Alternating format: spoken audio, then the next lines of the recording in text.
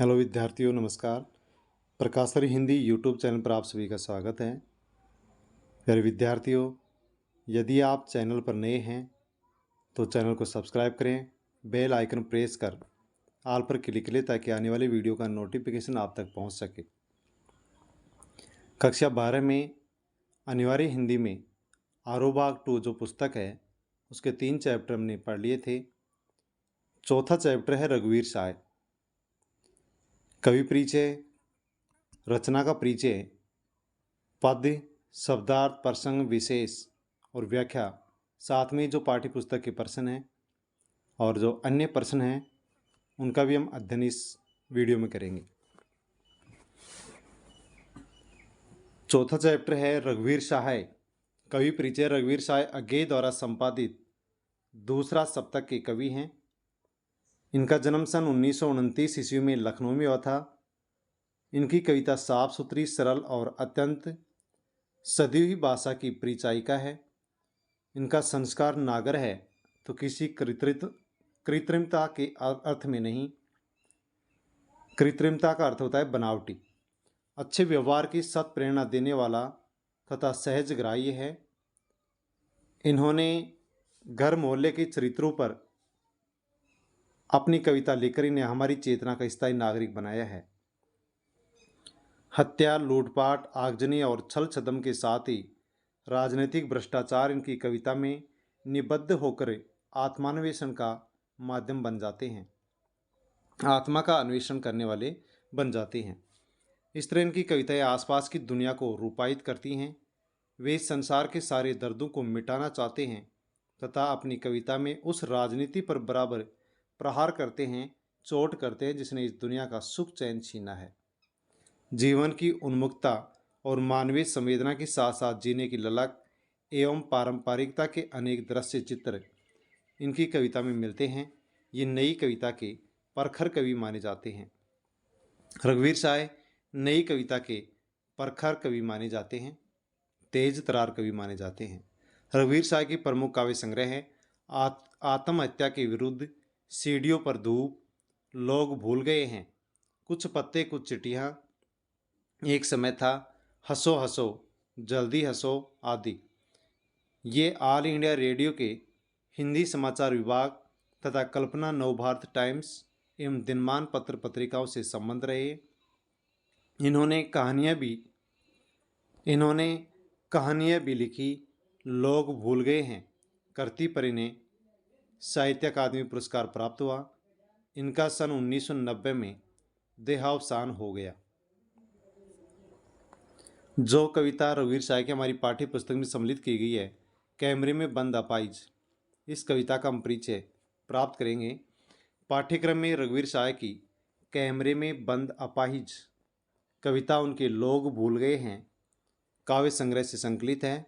इसमें शारीरिक चुनौती को झेलते व्यक्ति से टेलीविज़न कैमरे के सामने किस तरह के सवाल पूछे जाएंगे और कार्यक्रम को सफल बनाने के लिए उससे कैसी भंगिमा की अपेक्षा की जाएगी, इसका सपाट तरीके से बयान करते हुए एक तरह से पीड़ा के साथ दृश्य संचार माध्यम के संबंध को निरूपित किया गया है।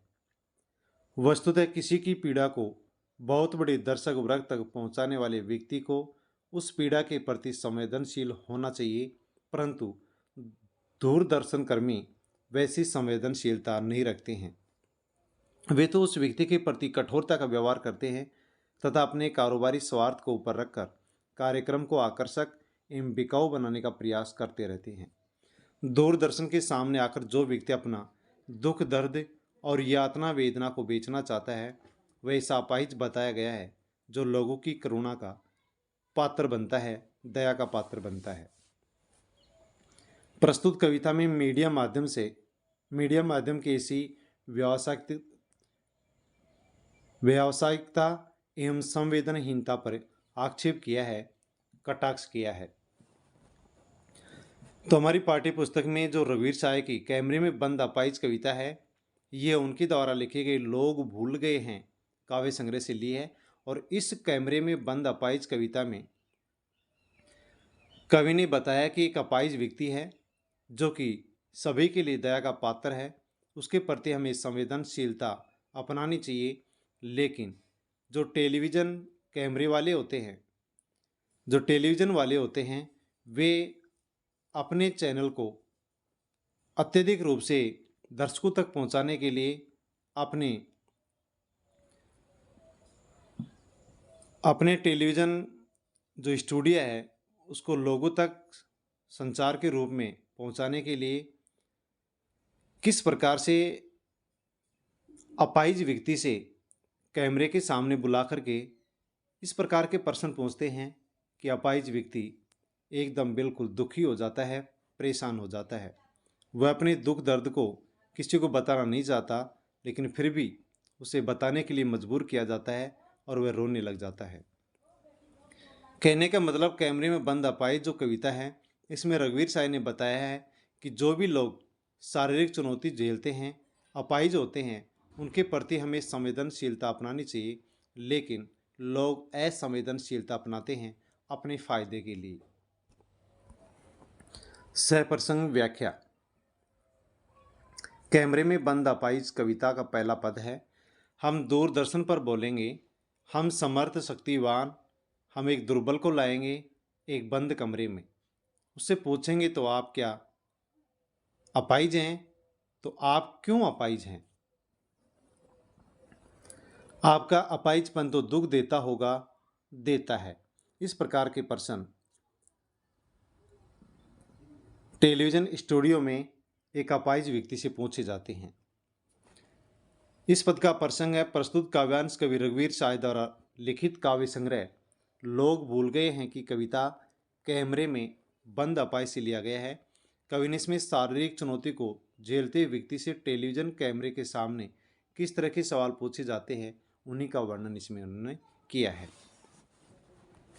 इस पद की व्याख्या है कि कवि इसमें मीडिया से जुड़े लोगों की मानसिकता पर प्रकाश डालते हुए बताते हैं कि ये लोग स्वयं को समर्थ अर्थात सब कुछ करने योग्य तथा शक्तिशाली समझते हैं।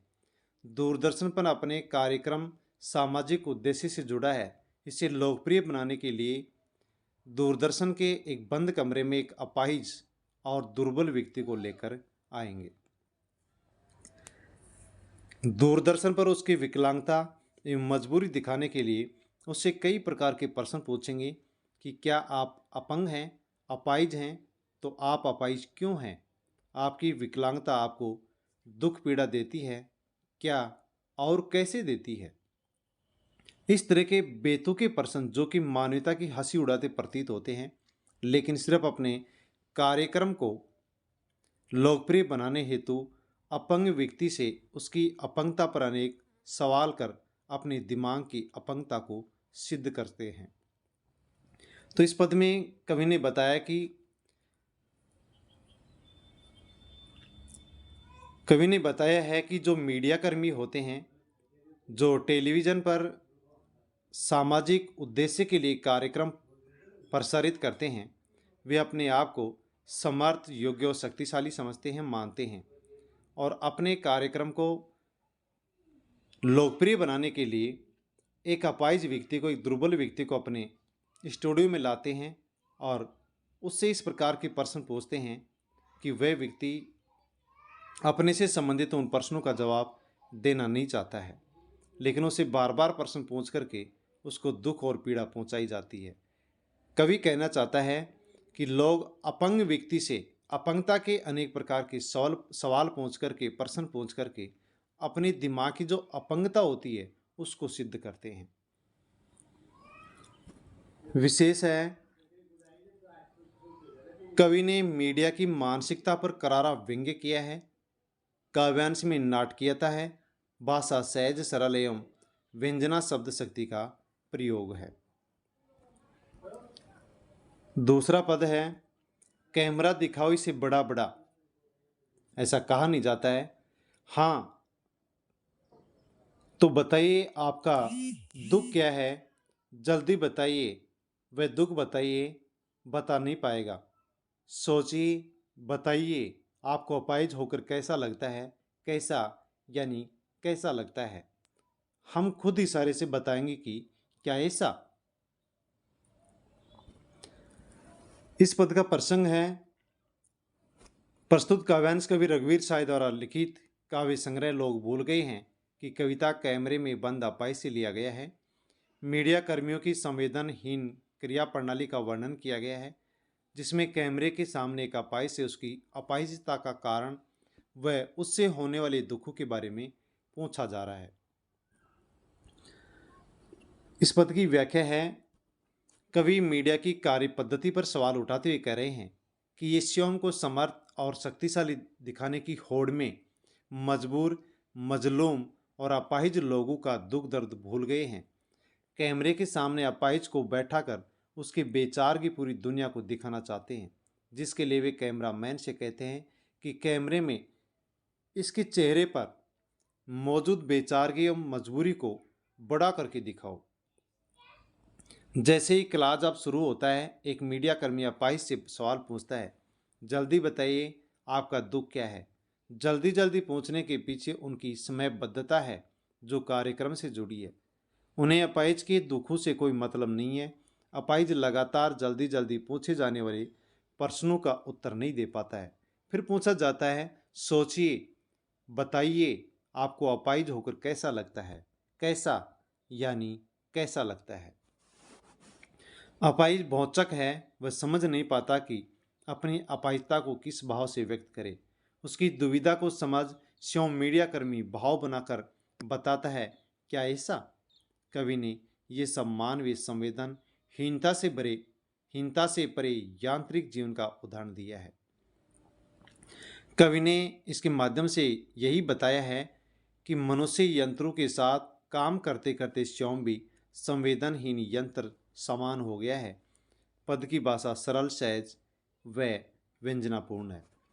इस पद में कवि ने मीडिया जो कर्मी होते हैं उनकी कार्य पद्धति कैसी होती है उसके ऊपर सवाल उठा करके कहना चाहते हैं कि वे लोग अपने आप को समर्थ, शक्तिशाली समझते हैं और अपने कार्यक्रम को प्रचारित करने के लिए लोगों के दुख दर्द को याद नहीं रखते हैं। वे लोग अपने स्टूडियो में एक अपाहिज को लेकर के आते हैं और फिर कैमरामैन से कहा जाता है, कहते हैं कि जो अपाहिज व्यक्ति हमारे स्टूडियो में बैठा हुआ है उसके चेहरे के ऊपर फोकस किया जाए, क्योंकि इसके चेहरे पर जो बेचारगी है, जो मजबूरी है, उसको लोगों को दिखाया जाए। और फिर उनसे प्रश्न पूछे जाते हैं कि आप जल्दी बताइए कि आपका दुख क्या है। उसे जल्दी जल्दी बताने के बारे में कहा जाता है, इसलिए कहा जाता है क्योंकि जो मीडिया कर्मी होते हैं उनके पास समय का अभाव होता है। वो समय के बंधन में बंधे होते हैं।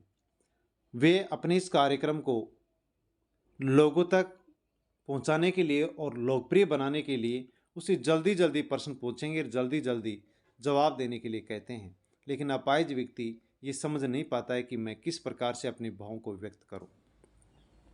जब वो बता नहीं पाता है तो स्वयं मीडिया कर्मी जो उस अपाहिज का इंटरव्यू लेने वाला होता है वही भाव भंगिमा बना करके और उस अपंग व्यक्ति से कहता है कि आपको इस प्रकार से दर्द होता है।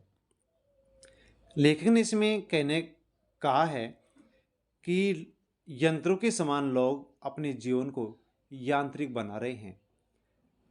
तो मीडिया कर्मी जो यंत्रों के समान जीवन को यांत्रिक बना करके जीना चाहते हैं, लोगों के जीवन को यांत्रिक बना करके दिखाना चाहते हैं, उसके ऊपर कवि ने यहाँ पर व्यंग्य कसा है।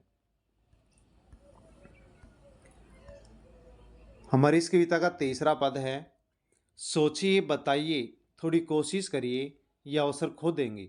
आप जानते हैं कि कार्यक्रम रोचक बनाने के वास्ते यानी के लिए हम पूछ कर उसको रुला देंगे। इंतज़ार करते हैं आप भी उसके रो पड़ने का। करते हैं ये प्रश्न लेकिन पूछा नहीं जाएगा। प्रसंग प्रस्तुत काव्यांश कवि रघुवीर साय द्वारा लिखित काव्य संग्रह लोग भूल गए हैं कि कविता कैमरे में बंद अपाई से लिया गया है। इसमें कवि ने मीडिया कर्मियों की हृदयहीनता एवं यांत्रिकता, जीवन से बड़े पूछे जाने वाले प्रश्नों पर व्यंग्य किया है।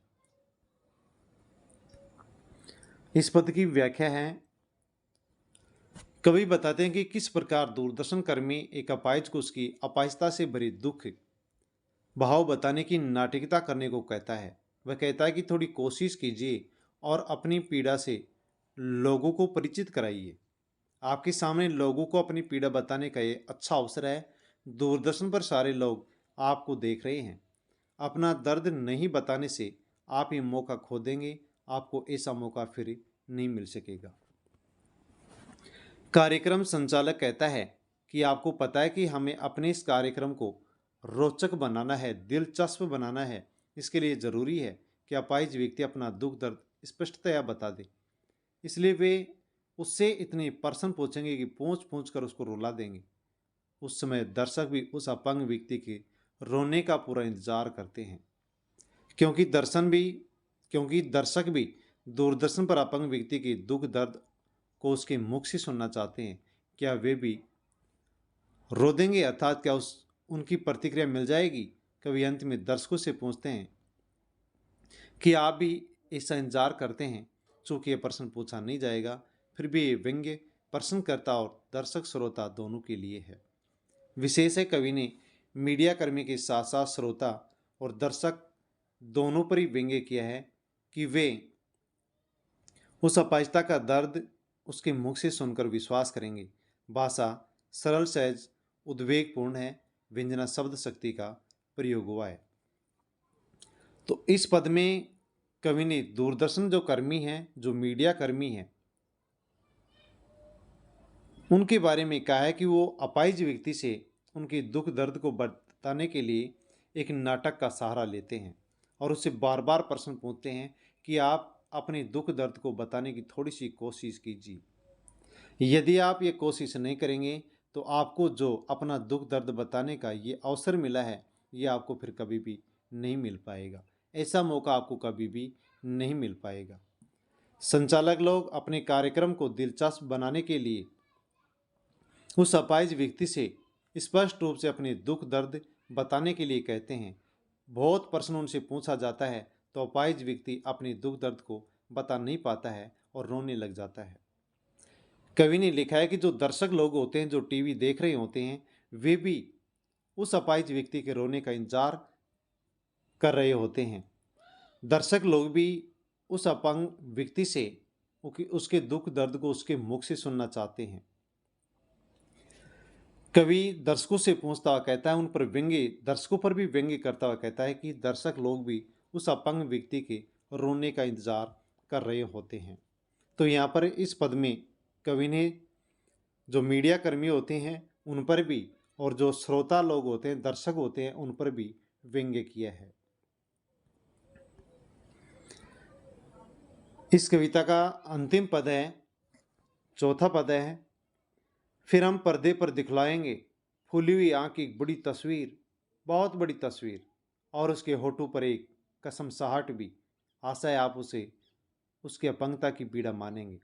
एक और कोशिश।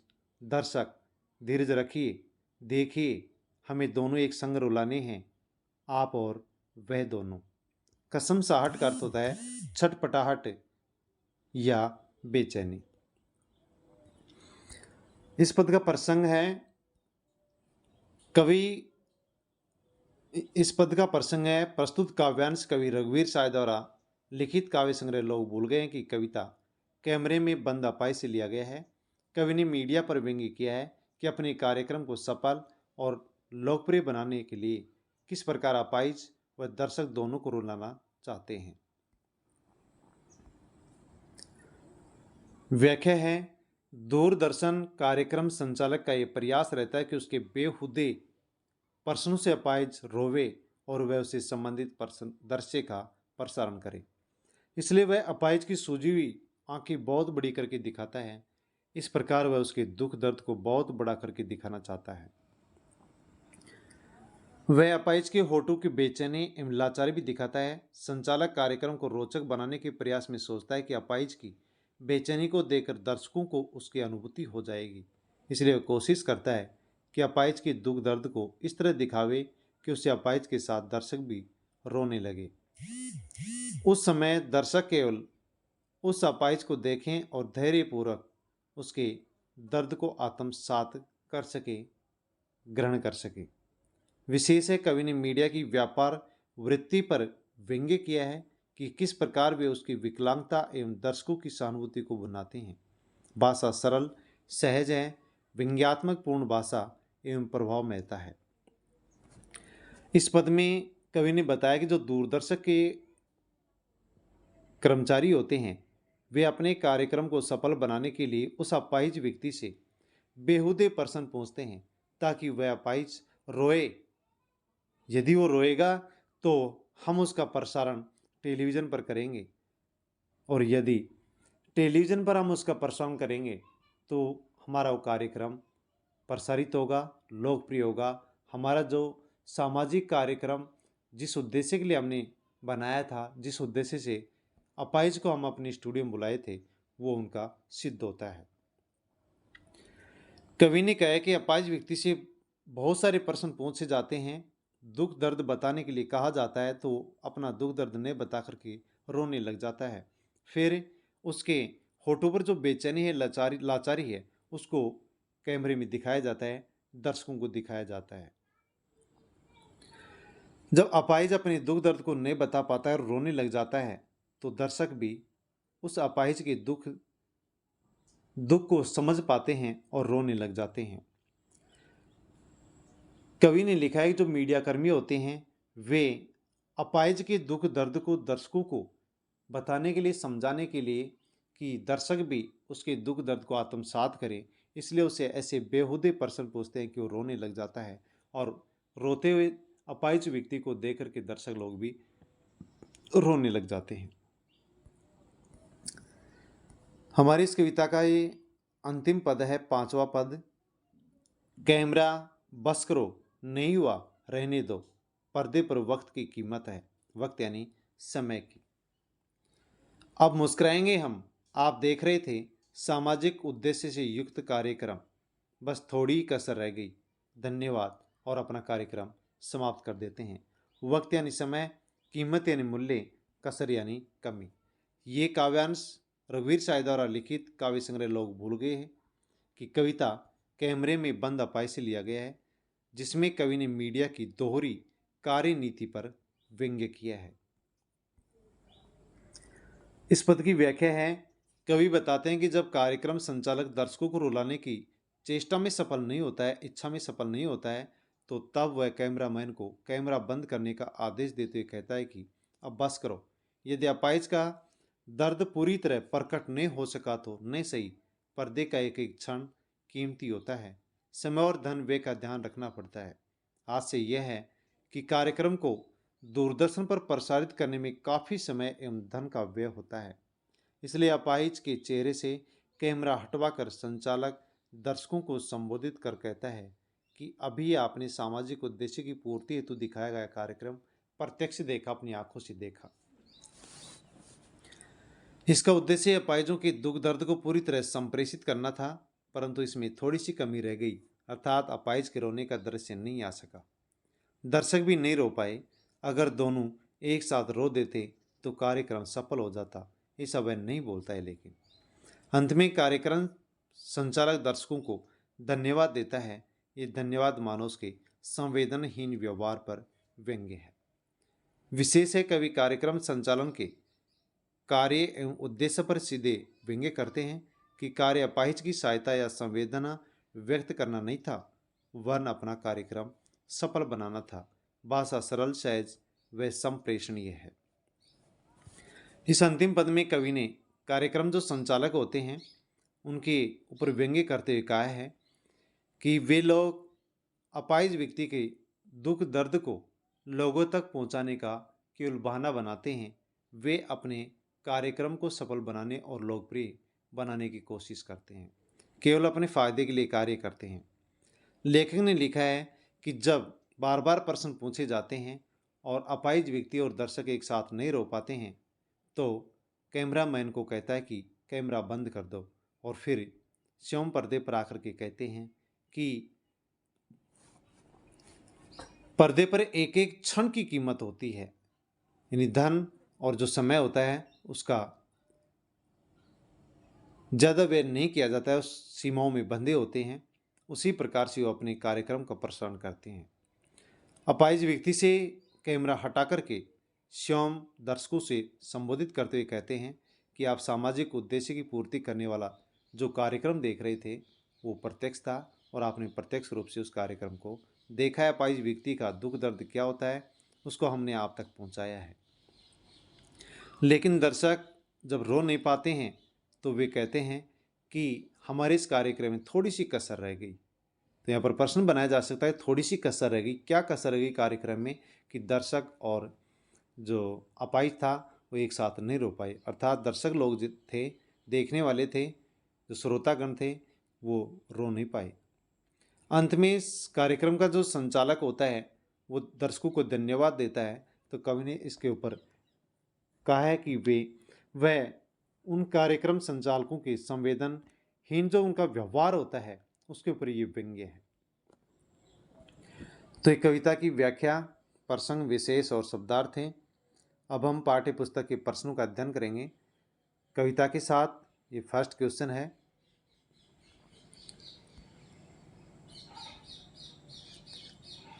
Second question, third, fourth, fifth question है कविता के आसपास का फर्स्ट और सेकंड क्वेश्चन है, थर्ड क्वेश्चन है जो कि एक पत्र के रूप में है, फोर्थ क्वेश्चन है अन्य महत्वपूर्ण प्रश्न जो कि पाठ्य पुस्तक से इस कविता से बनाए जा सकते हैं। फर्स्ट, सेकंड, थर्ड और फोर्थ क्वेश्चन, फिफ्थ, सिक्स और सेवन क्वेश्चन, एट्थ, 9, 10, 11 और 12 क्वेश्चन, 13, 40 क्वेश्चन और निबंधात्मक फर्स्ट क्वेश्चन, निबंधात्मक सेकंड क्वेश्चन, थर्ड क्वेश्चन और रचनाकार का परिचय संबंधी प्रश्न जो कि हमारे इस वीडियो का अंतिम प्रश्न है। तो दोस्तों, आरोभाग सेकंड अनिवार्य हिंदी कक्षा 12 का ये रघुवीर साय का चैप्टर था जिसका अध्ययन हमने किए हैं। वीडियोज़ को टेलीग्राम, व्हाट्सएप, फेसबुक के माध्यम से अपने से जितने भी कांटेक्ट में विद्यार्थी हैं उनके पास आप अवश्य ही सेंड करें, क्योंकि निःशुल्क जो कक्षा है उनका सभी को फ़ायदा मिल सके। चैनल पर नए हैं तो चैनल को सब्सक्राइब कर लें, बेल आइकन प्रेस कर ऑल पर क्लिक कर लें। धन्यवाद।